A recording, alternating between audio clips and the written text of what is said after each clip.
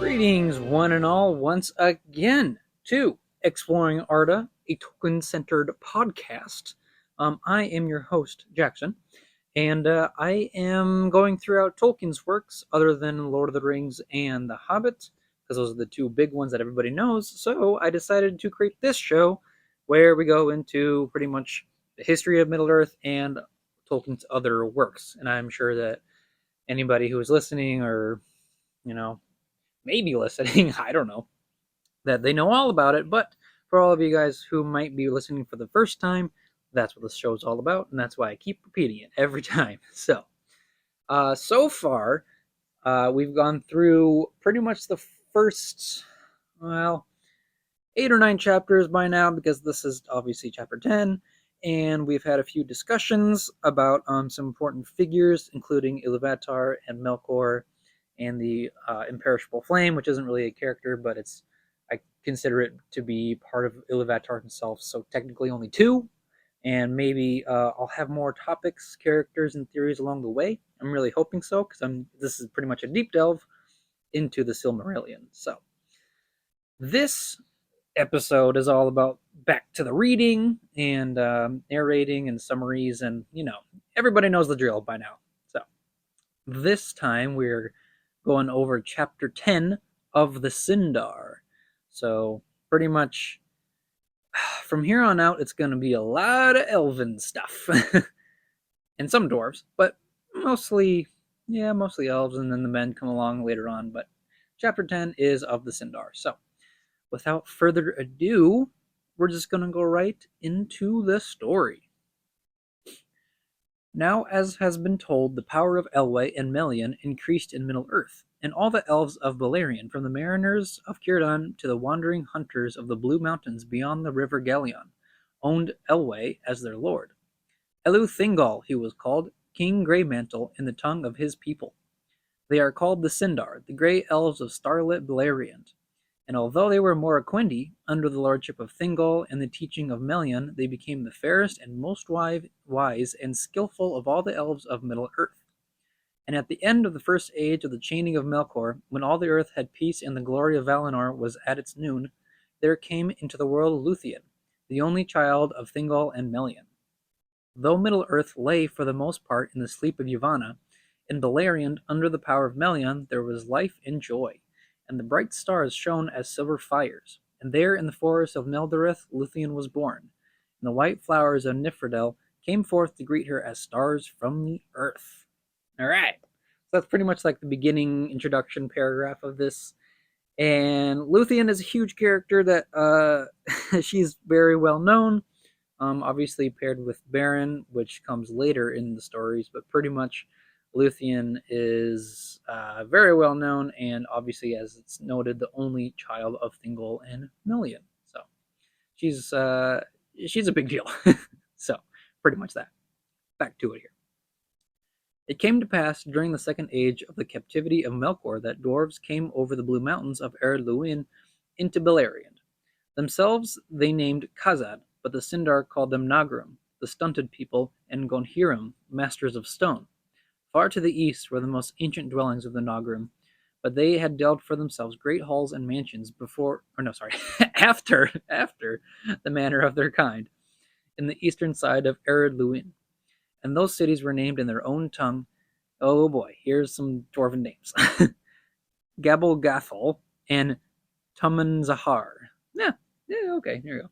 To the north of the great height of Mount Dolmed was Gabilgathol, which the elves interpreted in their tongue Belagost, that is Mickelberg, and southward was delved Tumanzahar by the elves named Nograd, the Hollow Bold. Greatest of all the mansions of the dwarves was Khazad-dûm, the Dwerodelf, Hadrond in the elvish tongue, that was afterwards in the days of its darkness called Moria. But it was far off in the mountains of mist beyond the wide leagues of Eriador, and to the Eldar it came but as a name and a rumor from the words of the dwarves of the Blue Mountains. From Nogrod and Belagost the Naugrim came forth into Beleriand, and the elves were filled with amazement, for they had delivered themselves to be the only living things in Middle-earth that spoke with words or wrought with hands, and that all others were but birds and beasts. But they could understand no word of the tongue of the Naugrim, which to their ears was cumbrous and unlovely, and few ever of the Eldar had achieved the mastery of it. But the dwarves were swift to learn, and indeed were more willing to learn the elven tongue than to teach their own to those of alien race. Few of the Eldar went ever to Naugrim and Balagost, save Eol of Non-Emoth and Maeglin his son. But the dwarves trafficked into Beleriand, and they made a great road that passed under the shoulders of Mount Dulmed, and followed the course of the river Askar, crossing Gelion at Sarn Athred, the Ford of Stones, where battle after befell. Ever cool was the friendship between the Naugrim and the Eldar, though much profit they had of one of the other. But at that time those griefs that lay between them had not yet come to pass, and King Thingol welcomed them. But the Naugrim gave their friendship more readily to the Noldor in after days than to any others of elves and men, because of their love and reverence for Aule, and the gems of the Noldor they praised above all other wealth. In the darkness of Arda already the dwarves wrought great works, for even from the first days of their fathers they had marvelous skill with metals and with stone. But in that ancient time, iron and copper they loved to work, rather than silver or gold. All right, so pretty much to a summary here is that the elves are kind of curious about the dwarves. Yeah, elves are curious about the dwarves here, and because of it, they're kind of standoffish. Where I guess they're cautious in a way, where they don't want to yet. I don't know, just like adapt to the ways of a totally different people because they're so used to what they have now. But the dwarves are just like, well, I mean, we're still new, so we still want to like explore, I suppose, other customs and whatnot, and try to form allies instead of enemies, right away, which would make sense. And pretty much all of the dwarven names gets pretty much translated into elvish names because dwarvish names are very hard to pronounce, as you obviously could tell. Very long words and hard to pronounce. So I kind of prefer the elven speech because it's easier, I guess, to pronounce than the elven or than the dwarven ones. But it's just me, so reading it out loud, it's a little difficult. But pretty much that is that the dwarves appreciate the Noldor elves more than any of the other elves as well. All right, back to it here. Now Melian had much foresight, after the manner of the Maiar, and when the second age of the captivity of Melkor had passed, she counselled Thingol that the peace of Arda would not last forever. He took thought, therefore, how he should make for himself a kingly dwelling, and a place that should be strong if evil were to awake again in Middle-earth. And he sought aid and counsel to the dwarves of Balagost. They gave it willingly, for they were unwearied in those days and eager for new works. And though the dwarves ever demanded a price for all that they did, whether with delight or with toil, at this time they held themselves paid. For Melian taught them much that they were eager to learn, and Thingol rewarded them with many fair pearls. I cannot talk today. These Círdan gave to him. Wow, okay. For they were got in great number in the shallow waters about the Isle of Valar. But the Naugrim had not before seen their like, and they held them dear. One there was a great as a dove's egg, and its sheen was as starlit on the foam of the sea. Nymphelos it was named, and the chieftain of the dwarves of Balagost prized it above a mountain of wealth. Therefore the Naugrim labored long and gladly for Thingol, and devised for him mansions after the fashion of their people, delved deep in the earth, where the Escaldwin flowed down and parted Neldoreth from region. Region? I think it's Region, instead of, because it's actually the word region, but if it's Elvish, it sounds more Elvish if you say Region. So I'm going to say that from now on. There rose in the midst of the forest a rocky hill, and the river ran at its feet. There they made the gates of the hall of Thingol, and they built a bridge of stone over the river, by which alone the gates could be entered. Beyond the gates, wide passages ran down to high halls and chambers, far below that were hewn in the living stone, so many and so great that the dwelling was named Menegroth, the 1,000 Caves. But the elves also had a part in that labor, and elves and dwarves together, each with their own skill, there wrought out the visions of Melian, images of the wonder and beauty of Valinor beyond the seas. The pillars of Menegroth were hewn in the likeness of the beeches of Orome, stalk, bough, and leaf, and they were lit with lanterns of gold. The nightingales sang there as in the gardens of Lorien, and there were fountains of silver and basins of marble and floors of many colored stones. Carven figures of beasts and birds there ran upon the walls, or climbed upon the pillars, or peered among the branches entwined with many flowers. And as the years passed, Melian and her maidens filled the halls with woven hangings wherein could be read the deeds of the Valar, and many things that had befallen in Arda since its beginning, and shadows of things that were yet to be. That was the fairest dwelling of any king that has ever been east of the sea. Yeah, pretty much. This is actually a pretty big deal because it involves both elves and dwarves working together, which obviously, as you can tell, elves and dwarves don't really get along a whole lot. But it's seen that at least at the beginning of the dwarven age or time, that they're actually willing to work with elves and not have that whole difference separate them, because they're like, oh, like we can build you stuff inside the earth and make it really cool. And the elves are like, this is great. How about we, give some influence to them? And that's pretty much how they work together and build the Thousand Caves, which is called Menegroth. So it's a pretty cool place. And it's pretty much all for Thingol, and Thingol's pretty nice right now. And I say right now because stuff happens later. So let's just get back into the story here. And when the building of Menegroth was achieved, and there came peace in the realm of Thingol and Melian, the Naugrim yet came after and anon over the mountains and went in traffic about the lands. But they went seldom to the Falas, for they hated the sound of the sea, and feared to look upon it. To Beleriand they came no other rumor or tidings of the world without.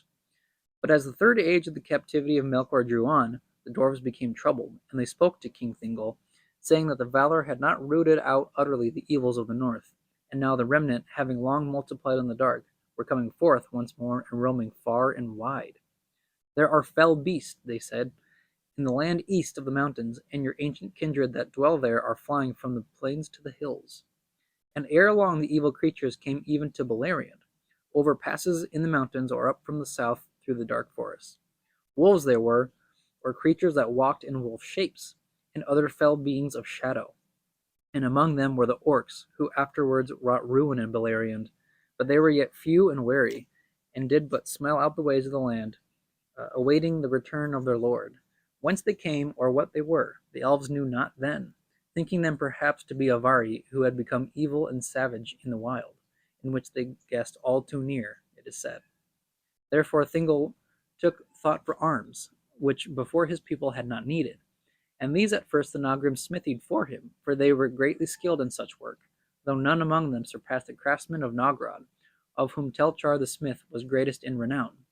A warlock, a warlike race of old were all the Naugrim, and they would fight fiercely against whomsoever aggrieved them. Servants of Melkor, or Eldar, or Avari, or wild beasts, or not seldom their own kin, dwarves of other mansions and lordships. Their smithcraft, indeed, the Sindar soon learned of them, yet in the tempering of steel alone of all crafts, the dwarves were never outmatched, even by the Noldor. And in the making of mail of linked rings, which was first contrived by the smiths of Belegost, their work had no rival. At this time, therefore, the Sindar were well armed, and they drove off all creatures of evil, and had peace again. But Thingol's armories were stored with axes and with spears and swords, and tall helms and long coats of bright mail. For the hauberks of the dwarves were so fashioned that they rusted not, but shone ever as if they were new burnished, and that proved well for Thingol in the time that was to come. All right, so the dwarves, even after they build Menegroth for Thingol, they're still pretty much buddies with him, and they realize that Melkor's wretched and evil creatures and creations are still mucking about pretty much, and he's pretty much all the dwarves are like, okay, so all these things are still out there, so I don't think like you guys have really wiped out everything, so you guys should probably forge weapons. And Thingol just pretty much agrees with them. So they make all these weapons, and Thingol is very well pleased with them, and dwarves pretty much get their renown of craftsmanship of weapons and armor, because that's kind of like what they did from the beginning when all they created the dwarves was, that smithy work. So of course that's what they're going to be known for their skill of forging and whatnot. So pretty much what it is, and the whole beginnings of felled beasts and dark creatures and orcs are still around, but like only a little bit because they're still kind of new to the world and whatnot. So, and it's interesting to think that some of the elves here think that they were the Avari elves, that they're those lost elves, pretty much, that were pretty much twisted in a way, in their own way, which is an interesting thought. I could see the Avari elves becoming savage, yes, to a point, though, even though they're still living, I guess in the wild. But so are all the other elves. That's how they all start in the wild. So just a kind of an interesting concept there. So interesting to think about. So uh, back to the story. Now, as has been told, one Lenwë of the host of Olwë forsook the march of the Eldar at that time when the Teleri were halted by the shores of the great river upon the borders of the westlands of Middle-earth. Little is known of the wanderings of the Nandor, whom he led away down Anduin. Some, it is said, dwelt age-long in the woods of the vale of the great river. Some came at last to its mouths, and there dwelt by the sea. And yet others, passing by arid Nimraeus, the White Mountains, came north again and entered the wilderness of Eriador, between Erluin and the far mountains of mist. Now these were a woodland people and had no weapons of steel, and the coming of the felled beasts of the north filled them with great fear, as the Naugrim declared to King Thingol and Menegroth. Therefore Denethor, the son of Lenwë, hearing rumor of the might of Thingol and his majesty, and of the peace of his realm, gathered such hosts of his scattered people as he could, and led them over the mountains into Beleriand. There they were welcomed by Thingol as kin long lost that returned, and they dwelt in Osiriand, the land of 7 rivers. Of the long years of peace that followed after the coming of Denethor there is little tale.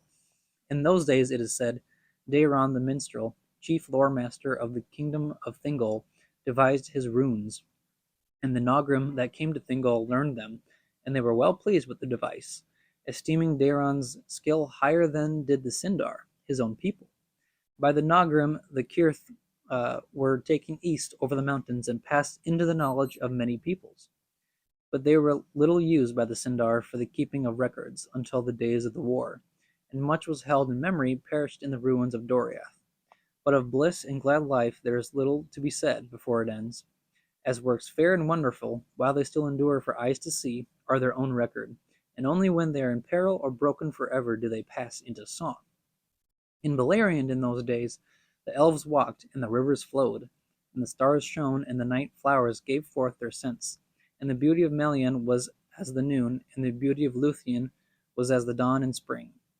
In Beleriand, King Thingol upon his throne was as the lords of the Maiar, whose power is at rest, whose joy is as an air that they breathe in all their days, whose thought flows in a tide untroubled from the heights to the deeps.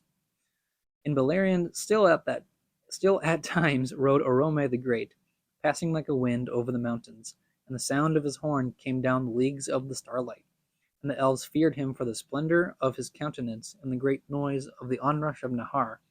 But when the Valaroma echoed in the hills, they knew well that all evil things were fled far away. All right, so pretty much we get the whole thing of the lost elves, I guess, quote unquote, lost elves of Denethor, which is kind of funny because any Tolkien fans know that Denethor in Lord of the Rings is terrible. He's a huge jerk and nobody likes him. So it was really interesting when I remember when I read this for the first time, I was like, wow. So okay, so there was like an elven lord called Denethor, and then later on in Lord of the Rings, some like selfish, eagle-centered dude who wants to take the throne of Gondor is also called Denethor. I'm like, ugh, like two opposites here. So, but this is the Denethor, the elven guy, and they come into the kingdom of Thingol, and they welcome them, and they pretty much kind of just merge as one people under the kingdom of Thingol, which is actually pretty nice, since it seemed that they got along pretty well, and yeah, pretty much that. And this is the bliss of the kingdom of Thingol, everything's really nice so far, and they know that Orome with his horse Nahar comes and goes, but only because there are still evil beasts roaming around, and he's the monster hunter, to put it kind of simply. And everybody's like, "Yeah, great." He's still slaying the beasts, so they're not as many. Because as soon as he sounds his horn, after Nahar, comes rushing in, at first they're kind of scared, but as soon as they hear that horn, the Valaroma, they're like, "All right, it's all good. We're all good, guys." Yeah, pretty much that. So we'll go back to the story here. But it came to pass at last that the end of bliss was at hand, and the noontide of Valinor was drawing to its twilight. For as for as oh man, for as has been told, as is known to all, being written in lore and sung in many songs, Melkor slew the trees of the Valar with the aid of Ungoliant, and escaped and came back to Middle Earth. Far to the north befell the strife of Morgoth and Ungoliant, but the great cry of Morgoth echoed throughout Beleriand, and all its people shrank for fear, for they knew not what it foreboded. They heard then the herald of death. Soon afterwards Ungoliant fled from the north and came into the realm of King Thingol, and a terror of darkness was about her. But by the power of Melian she was stayed, and entered not into Neldoreth, but abode long time under the shadow of the precipices. Oof, that's a difficult word. In which Dorthonion fell southward, and they became known as Arid Gorgoroth, the mountains of terror, and none dared go thither, or pass nigh them. There life and light were strangled, and there all waters were poisoned. But Morgoth, as has before been told, returned to Angband and built it anew, and above its doors he reared the reeking towers of Thangorodrim, and the gates of Morgoth were but 150 leagues distant from the bridge of Menegroth, far and yet all too near. Now the orcs had multiplied, and the darkness of the earth grew strong and fell, and their dark lord filled them with a lust of ruin and death. And they issued from Angband's gate under the clouds that Morgoth sent forth, and passed silently into the highlands of the north. Thence on a sudden and a great army came into Beleriand and assailed King Thingol. Now in his wide realm many elves wandered free in the wild, or dwelt at peace in small kindreds far sunder. And only about Menegroth in the midst of the land, and along the Fallas in the country of the mariners, were there numerous peoples. But the orcs came down upon either side of Menegroth, and from camps in the east between Calon and Galion, and west in the plains between Sirion and Narog. They plundered far and wide, and Thingol was cut off from Círdan at Eglarest. Therefore he called upon Denethor, and the elves came in force upon Region beyond Eros and from Osirion, and fought the first battle in the wars of Beleriand. And the eastern host of the orcs was taken between the armies of the Eldar, north of the Andram, and midway between Eros and Galion. And there they were utterly defeated, and those that fled north from the great slaughter were waylaid by the axes of the Naugrim that issued from Mount Dolmed. A few, indeed, returned to Angband. Yeah, all right. So we get like the very first battle of the war of Beleriand, which was pretty much a surprise attack from Morgoth. He as soon as he retreated from Ungoliant and whatnot, he's like, okay, now it's time to strike because he's got the Silmarils. His army's building up, and I guess he's just so full of just hatred and darkness that he just speeds everything up, and he's like, all right, go to Thingol's place and attack them.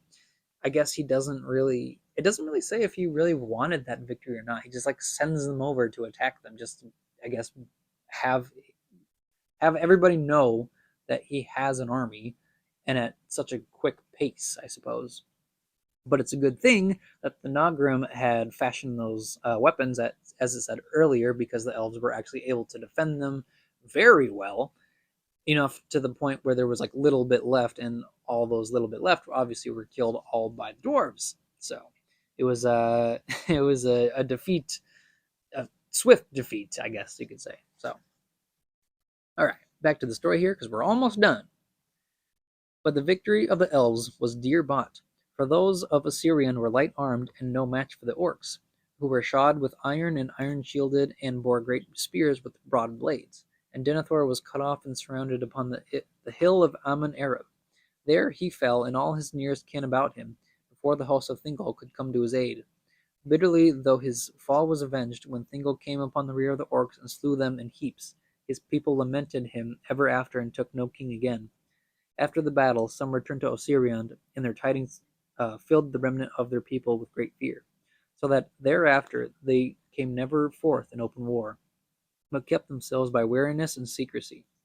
And they were called the Lyquendi, the green elves, because of their raiment and of the color of the leaves. But many went north and entered the guarded realm of Thingol and were merged with his people.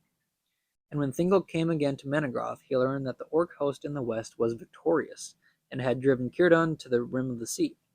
Therefore he drew all his people that his summons could reach within the fastness of Nildoreth and Region, and Melian put forth her power and fenced all that dominion round about with an unseen wall of shadow and bewilderment. The girdle of Melian, that none thereafter could pass against her will or the will of King Thingol, unless one should come with a power greater than that of Melian the Maya. And this inner land, which was long named Eglador, was after called Doriath, the guarded kingdom, land of the girdle. Within it there was a watchful peace, but without there was peril and a great fear, and the servants of Morgoth roamed at will, save in the walled havens of the Falas. But new tidings were at hand, which none in Middle-earth had foreseen, neither Morgoth in his pits nor Melian in Menegroth, for no news came out of Aman, whether by messenger or by spirit or by vision and dream, after the death of the trees. In this same time Fëanor came over the sea in the white ships of the Teleri, and landed in the firth of Drengist, and there burned the ships at Loscar. Yeah, I think I kind of spoke too soon. So it wasn't a swift victory at all, because there was also a defeat over by Denethor's people, which I totally forgot, so I apologize for that. I spoke too soon for that, definitely. We see that the elves actually do suffer a defeat, and they learn that these orc armies are probably not something to be messed with. They see the dangers that can come forth from Morgoth's creations and whatnot. And yeah, the whole slaying of the elves was a very sad tidings. But they still eventually, I don't know. I guess it's a victory for the elves, because eventually they do slay the elves and whatnot, at least most of them. But even then, Morgoth seems pretty confident in themselves. And then obviously at the very same time, after this, I guess maybe it's like right after this battle is when Fëanor arrives at the shores and then burned those ships at Loscar. So that's all too well known for them. So yeah, and that's the end of chapter 10 there. Pretty much like the first battle of Beleriand. So that's a landmark, I guess. Well, not a landmark, a footnote in the history there. So, and it's just the very first battle in a number of many battles and terrible violence and slaying and whatnot. So, but we're not quite there yet. We're getting there, chapter by chapter. So, hoping you guys are still listening to my kind of terrible narratives and awful pronunciations, because I mean, dwarvish words are hard, elvish are okay, but I mean, it's a fantasy language, so sometimes it is a little difficult to pronounce them correctly. So I apologize for that as well. Um, Otherwise, I hope that you guys are still listening, and I'm hoping to include more of those smaller segments that kind of delve deeper into characters and theories and questions. I guess it's kind of fun to really expand on everything. At least for me, it is, because it's a whole personal project, as I keep saying. So type up some notes and kind of hope that it goes well enough. So with that all being said, stay tuned for the next episode, and may the light of Elbereth be with you all. Farewell.